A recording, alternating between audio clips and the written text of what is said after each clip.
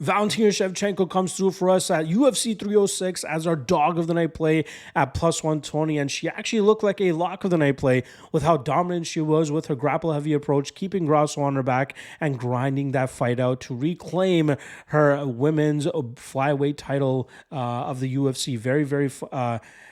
It was a boring performance for the usual fan, but if you're having the backing that I had on Shevchenko there, I was very happy to see her take that boring approach to get the ticket cashed, and I'm more than happy about that.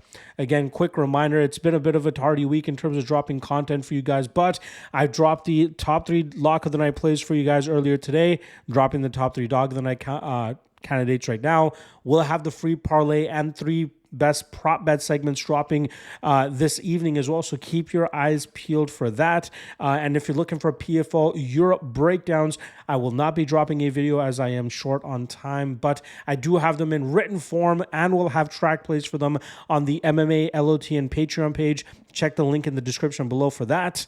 It goes down at the same time as UFC Paris, so you can double screen it and hopefully cash on 2 screens as well. All right.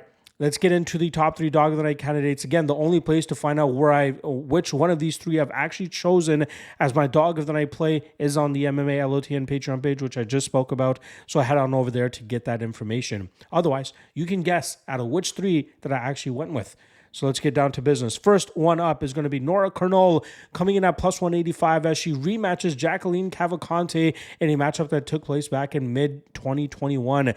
That night, Cornell did not look comfortable in the MMA cage as it was her professional debut, but she has rattled off 8 straight victories, or I believe 9 straight victories since that matchup, and looked even more comfortable throughout her journey to this point. She's obviously made it to the UFC just as Cavalcante has, and Cornell has pulled off 2 straight wins in the promotion, the last one being the most violent of them all as she finished Melissa Mullins in the second round of their matchup. Cornell comes from a Muay Thai background and Cavalcante comes from a kickboxing background, and I think this will turn out to be way more competitive than the odds indicate.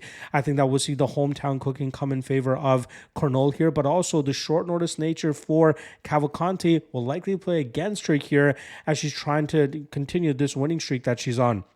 I think we'll see the aggressiveness and forward movement of Cornell, as well as some adjustments that she makes compared to the first time that they threw down, really work out for her here. And at plus 185, I think we'll end up cashing a dog of the night ticket here. But is it the official one? Who knows? The second dog of the night candidate is going to be Ivan Erslan, who comes in at plus 100. I am seeing this line all over the place, from anywhere from minus 120 to plus 100, depending on what book you have. But I am going to go with him here as my second dog of the night candidate. This fight is truly a coin flip matchup with Iwan Cuitelaba, as both guys possess a ton of knockout power, but I believe Erslan is the cleaner striker of the two. He throws a little bit cleaner strikes, more down the pipe, straighter shots, and we know that's usually the key to fighting guys that throw wide winging hooks like Iwan Cuitelaba. Obviously, again, either guy could go out here, but I think Erslan has a slight advantage considering the technical prowess that he brings to the table here, and the fact that he has gone out there and knocked out several opponents in the past. This will be a close fight, but I'm going to have to lean with the cleaner striker and pick Erslan as the second dog of the night candidate. The third and final dog of the night candidate comes in the form of a total. Again, I either go with money lines or totals. This time around, I'm going to go with the total here with Morgan Charrier and Gabriel Miranda under 1.5 at plus 135. We know Miranda is a kill or be killed type of fighter. 19 of his 23 fights finishing inside the distance. And I think Charrier will more than likely be able to survive the early grappling onslaught of Miranda and eventually finish him later on in the first, maybe even early second round.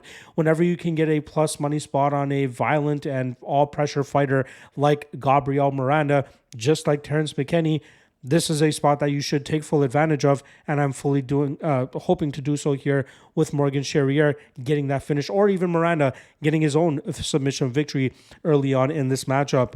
Charrier should be buoyed by the French crowd here to get a finish, and he has the perfect dance partner to do it against with Gabriel Miranda. So I'm going to go with the under 1.5 at plus 135.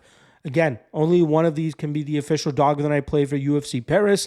The MMA LOT and Patreon folks already know what it is. So if you want to find it out, check the link in the description below. Otherwise, I will see you guys later today for the Locky Two-Step and Locky Trinity free parlay.